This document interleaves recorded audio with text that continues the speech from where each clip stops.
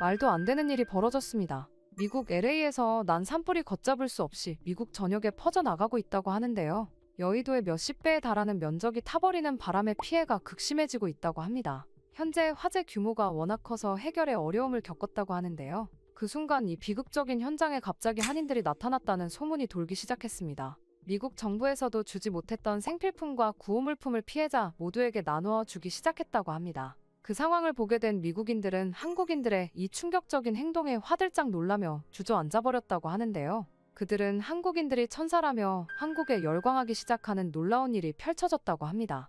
도대체 한국이 무슨 짓을 벌인 건지 바로 들려드리겠습니다. 안녕하세요. 저는 미국 CNN 사회부 기자 엘리입니다. 사실 저는 한국을 정말 싫어했습니다. 일하다 만난 한국인 동료 지훈 씨 때문이었죠. 지훈을 처음 만난 건 첫 출근 날이었습니다. 처음에는 그저 일 욕심이 대단하고 커리어를 소중하게 생각하는 사람이라고 생각했어요. 하지만 시간이 흐를수록 그의 충격적인 만행들을 보게 되면서 그 사람이 너무나 무서워졌습니다. 어느 날 제 커리어에서 가장 중요한 기회가 찾아왔습니다. 영향력 있는 정치인과의 독점 인터뷰를 맡게 된 거였죠. 몇 주에 걸쳐 현장을 누비며 취재했고 마침내 핵심적인 독점 정보들을 확보할 수 있었어요. 하지만 기쁨도 잠시, 며칠 뒤 충격적인 소식을 접하게 되었습니다. 지훈이 제가 취재한 내용과 거의 동일한 기사를 먼저 제출했다는 사실이었죠. 그의 기사에는 제가 취재한 정치인과의 인터뷰 내용이 거의 그대로 담겨 있었고 세부적인 정보까지도 일치했습니다. 물론 지훈 씨는 그 기사가 우연의 일치라고 했지만 저는 그날 이후 한국인은 타인의 것을 베끼고서도 인정하지 않는 아주 몰상식한 사람들이라고 여기게 되었죠.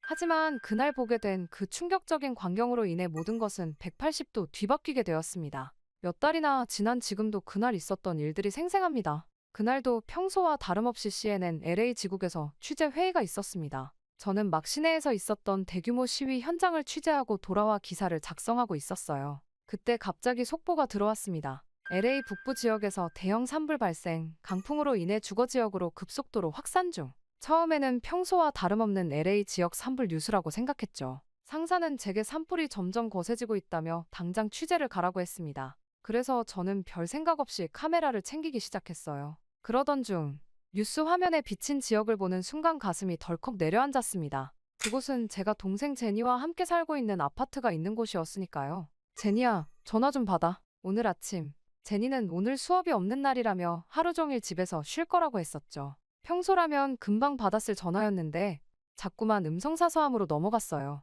불안한 마음에 회사를 뛰쳐나와 집으로 향했지만 이미 도로는 전면 통제된 상태였습니다. 죄송합니다. 더 이상 진입이 불가능합니다. 제 동생이 저 안에 있어요. 제발. 아무리 CNN 기자 신분증을 보여주며 애원해도 소용없었습니다. 멀리서 보이는 검은 연기 속에서 불길이 치솟고 있었어요. 그리고 그 순간 큰 폭발음과 함께 성광이 번쩍였습니다. 나중에 알게 된 사실이지만 그때가 우리 아파트의 가스관이 폭발한 시점이었죠. 저는 그 자리에서 몇 시간을 서 있었는지 모르겠습니다. 다리에 힘이 풀려 주저앉아 있는데 누군가 제 어깨를 두드렸어요. 브라운 씨, 죄송합니다만 그 순간 소방관의 표정만 봐도 알 수 있었습니다. 제니는 이미 이 세상 사람이 아니었어요. 아파트 20층에서 발견된 그녀의 마지막 모습은 노트북 앞에 앉아 업무를 하다가 갑작스러운 화재로 미처 빠져나오지 못한 채 뜨겁게 죽어갔습니다. 그 순간 이상하게도 어릴 때 바쁘다는 핑계로 제니를 놀아주지 않았던 날들이 생각나더라고요. 언니, 나 놀아줘.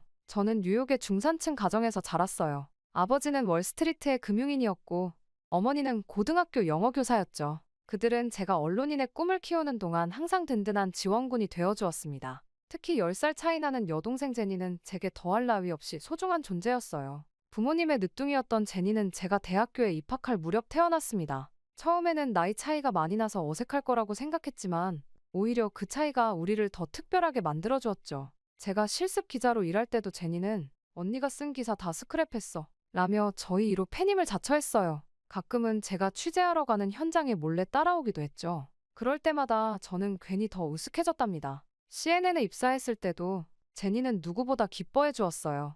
우리 언니가 CNN 기자라니 내가 더 자랑스러워 라며 SNS에 자랑을 하고 다녔죠. 입사 첫날 제니는 아침 일찍부터 와서 제 옷차림을 체크해주고 격려의 쪽지까지 써주었어요. 그런 동생의 응원 덕분에 저는 더욱 열정적으로 일을 시작할 수 있었습니다. 그렇게 사회부 기자로서의 제 삶은 빠르게 안정을 찾아갔습니다. 꾸준한 성과를 인정받아 LA 지국으로 발령받게 되었고 그곳에서 제 커리어는 더욱 빛나게 되었어요. LA의 부촌인 비버리힐스에 작은 아파트를 마련했고 제가 꿈꾸던 성공한 기자의 모습에 한 걸음 더 가까워졌습니다. 그 무렵 제니도 LA에 있는 대학교에 진학하게 되어서 함께 살게 되었죠. 저는 아침이면 제니와 함께 세련된 카페에서 브런치를 즐기고 오후에는 영화 프로듀서들과의 미팅을 가졌죠. 저녁에는 LA의 유명 레스토랑에서 업계 관계자들과 식사를 하며 네트워크를 쌓았습니다. 겉으로 보기에 제 삶은 완벽해 보였을 거예요. 실제로 많은 사람들이 부러워했고 소셜미디어에 올린 제 일상은 항상 뜨거운 반응을 얻었습니다.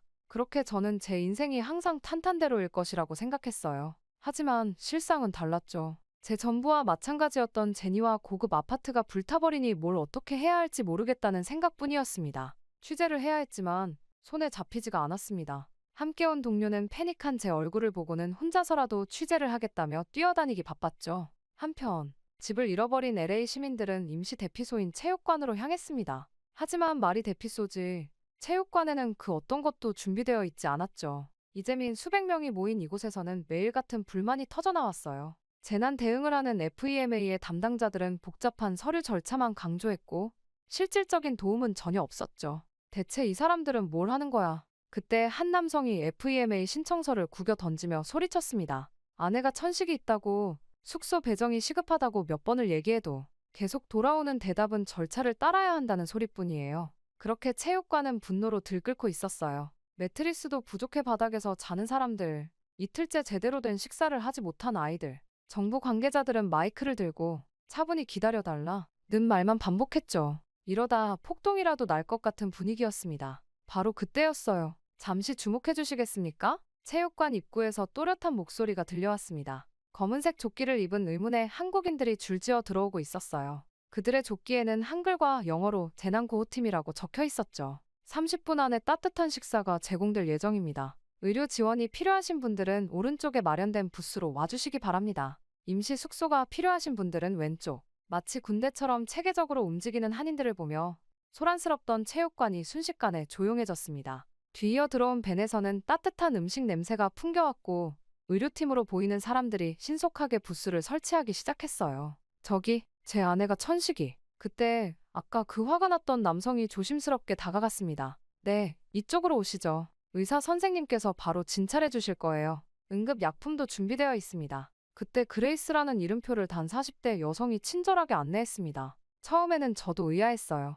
왜 하필 한인회가? 하지만 곧 제 편견이 얼마나 부끄러운 것이었는지 깨닫게 되었습니다. 그들의 지원 시스템은 그야말로 완벽했거든요. LA 전역의 한인 교회와 사찰이 네트워크로 연결되어 있었고 각 시설은 임시 거처이자 물품 보급소로 변신했습니다. 의사, 간호사, 약사로 구성된 의료지원팀이 24시간 상주했고 통역봉사자들은 언어의 장벽을 허물어 주었죠. 그 중에서도 가장 놀라웠던 건 그들의 헌신이었어요. 한인 자원봉사자들은 이미 임시 숙소와 일자리 연결까지 도와주고 있었습니다. 기부된 옷가지들은 크기별로 정리되어 있었고 아이들을 위한 임시 돌봄교실까지 운영되고 있었죠. 특히 그레이스는 마치 오래 준비해온 것처럼 체계적으로 일을 처리해 나갔습니다. 그녀의 지휘 아래 한인 봉사자들은 마치 하나의 유기체처럼 움직였어요. FEMA가 복잡한 서류 심사를 하는 동안 그들은 이미 실질적인 도움을 제공하고 있었습니다. 그렇게 며칠이 지나자 체육관의 분위기는 완전히 달라졌어요. 절망에 빠져있던 사람들의 얼굴에 조금씩 희망이 보이기 시작했고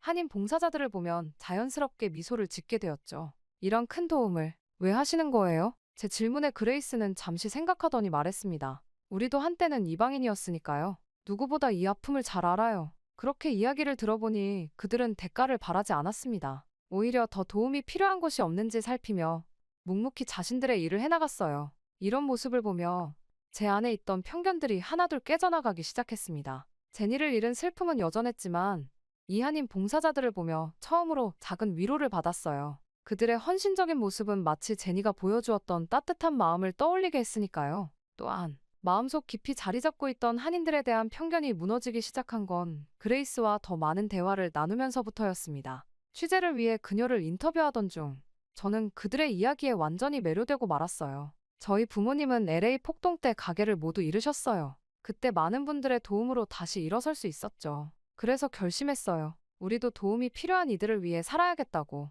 그렇게 그레이스의 이야기는 계속 이어졌습니다.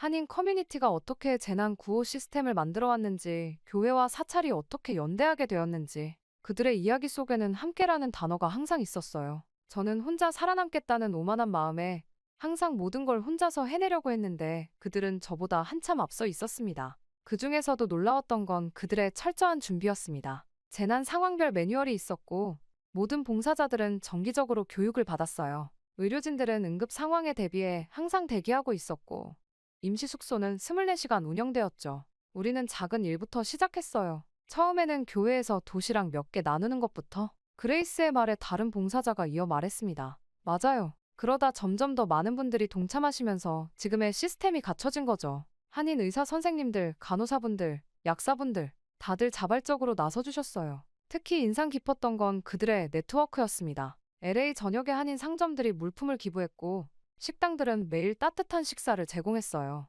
한인 부동산 중개사들은 임시 거처를 연결해 주었고 변호사들은 무료 법률 상담을 해주었죠. 처음에는 우리끼리만 도왔어요. 하지만 점차 깨달았죠. 도움이 필요한 사람은 우리만이 아니라는 걸요. 이제는 인종에 관계없이 모든 이웃을 돕고 있습니다. 한 번은 제가 늦은 밤까지 취재를 하고 있었는데 한 할머니 봉사자가 다가왔어요. 아이고, 아가씨, 밥은 먹었어요? 여기 김치찌개 좀 먹어봐요. 그 순간 왈칵 눈물이 나더라고요. 제니가 생각났거든요. 제니도 항상 이렇게 저를 챙겨주곤 했었는데 그 시간 동안 봉사자들은 24시간을 세 교대로 나눠 일했습니다. 새벽에도 누군가는 항상 깨어있어 도움이 필요한 사람들을 맞이했죠. 놀라웠던 건 그들 대부분이 본업이 따로 있다는 거였어요. 낮에는 직장에서 일하고 밤에는 봉사를 하는 분들이었죠. 힘들지 않으세요? 라는 제 질문에 한 봉사자가 답했습니다. 물론 힘들죠. 하지만 우리가 안 하면 누가 하겠어요? 이게 바로 우리가 살아가는 방식이에요. 그들의 헌신을 보며 저는 많은 것을 깨달았습니다. 진정한 영웅은 화려한 겉모습이 아닌 묵묵히 타인을 위해 봉사하는 사람들이라는 것을요. 제가 전에 그토록 집착했던 성공과 명예가 얼마나 공허한 것이었는지도 말이에요. 그렇게 한인 커뮤니티는 저에게 새로운 시각을 선물해 주었습니다. 이제는 매일 아침 거울을 볼 때마다 다짐해요. 저도 그들처럼 누군가에게 도움이 되는 사람이 되자고. 그것이 아마도 제니가 진정으로 바랐을 때 모습일 테니까요. 시간이 흘러 한 달쯤 지났을 때였습니다. 봉사자 중 한 분이 특별한 손님을 소개해 주셨어요. 이분은 박영호 할아버지세요. 한국전쟁 참전용사시죠. 여든이 넘은 나이에도 반듯한 자세로 서 계신 할아버지를 보며 이상한 기운이 느껴졌습니다. 나는 1950년에 미군으로 참전했다네. 그때 한국인들이 얼마나 고마웠는지 지금도 잊을 수가 없어. 할아버지의 이야기는 계속 이어졌습니다. 전쟁 중에 한국 민간인들이 미군들을 어떻게 도왔는지, 심지어 자신들의 식량을 나눠주기도 했다는 이야기. 그래서 난 이제 그 빚을 갚고 있는 거야. 한인들이 이렇게 우리를 도와주는 것처럼 우리도 그들에게 받은 은혜를 잊지 말아야 해. 더 많은 참전용사들의 이야기를 들으며 저는 깊은 감동을 받았습니다. 그리고 본격적인 취재를 시작해야겠다는 생각이 들었습니다.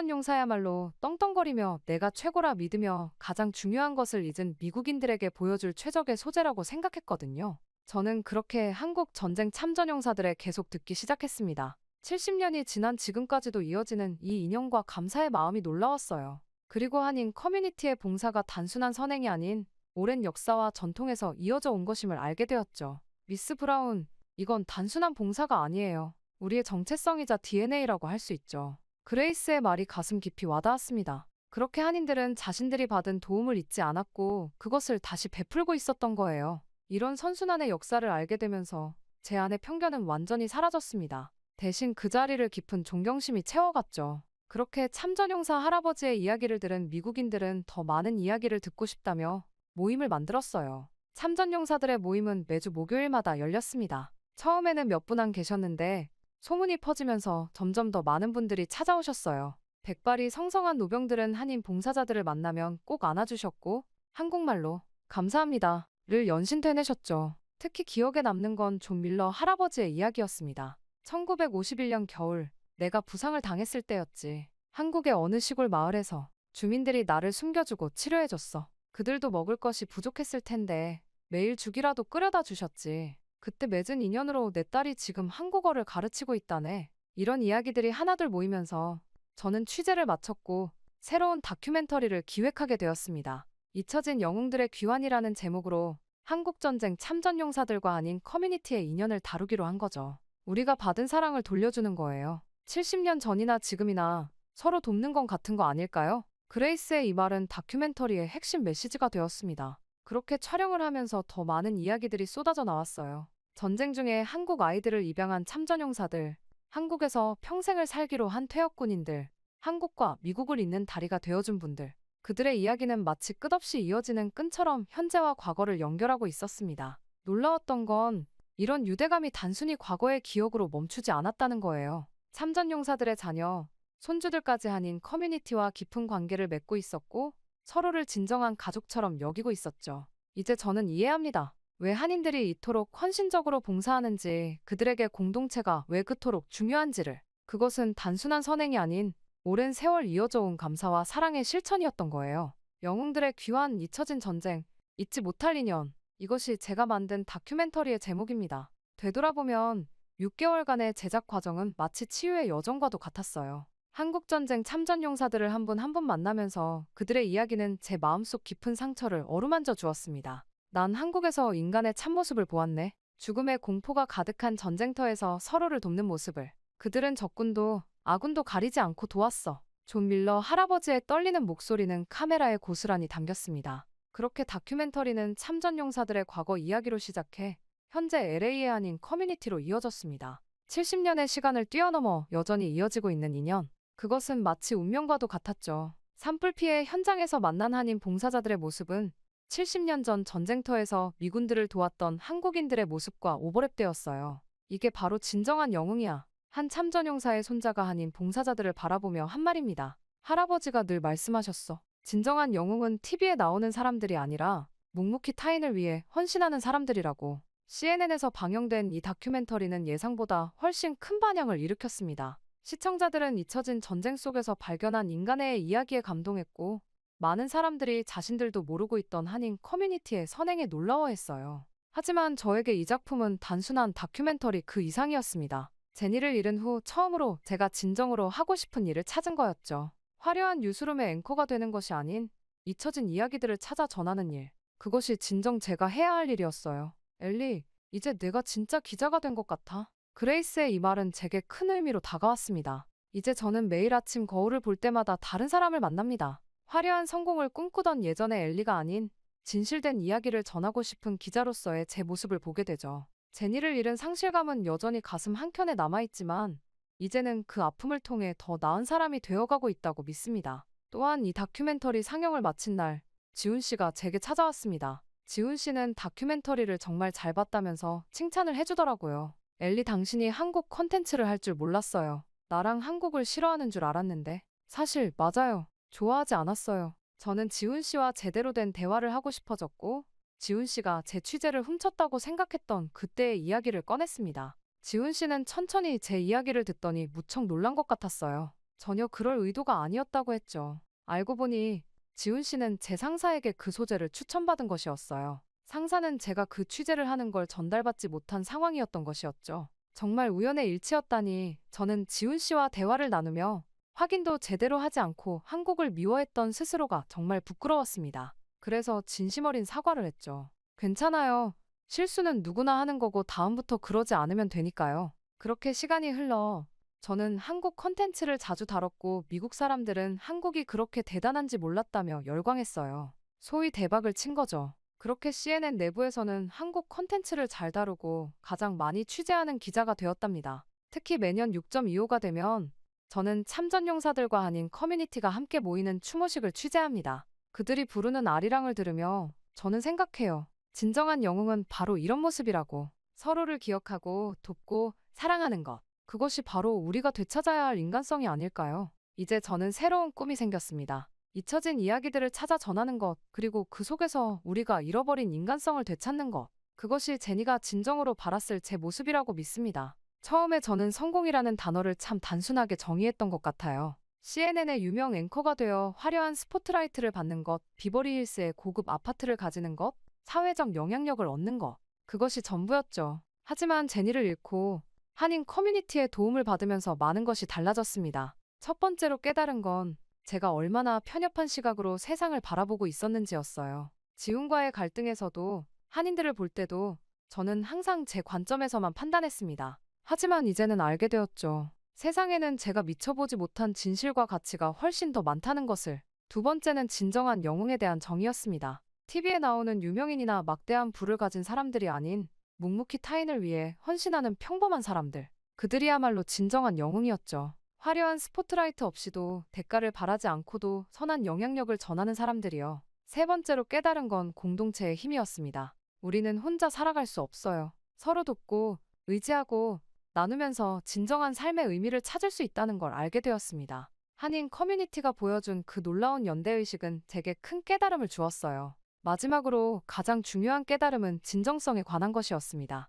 기자로서 저는 늘 특종을 쫓고 있었죠. 하지만 이제는 압니다. 중요한 건 시청률이나 조회수가 아니라 얼마나 진실된 이야기를 전하느냐는 것을. 그것이 제가 앞으로 나아가야 할 방향이라는 걸. 이런 깨달음들은 제 삶을 완전히 바꿔놓았습니다. 이제 저는 매일 아침 거울을 볼 때마다 다짐해요. 더 나은 사람이 되자고, 더 넓은 시각으로 세상을 보자고, 그리고 진정으로 의미 있는 이야기를 전하자고. 그것이 아마도 제니가 진정으로 바랐을 때 모습일 테니까요. 제니를 잃은 상실감은 여전히 제 안에 있습니다. 하지만 이제는 그 아픔이 저를 더 성장시키는 밑거름이 되었어요. 때로는 가장 큰 상처를 통해 가장 큰 깨달음을 얻는다는 말이 맞나 봅니다. 제 이야기는 여기까지입니다. 긴 이야기를 들어주신 모든 분들께 감사의 말씀 전하고 싶네요. 행복하세요.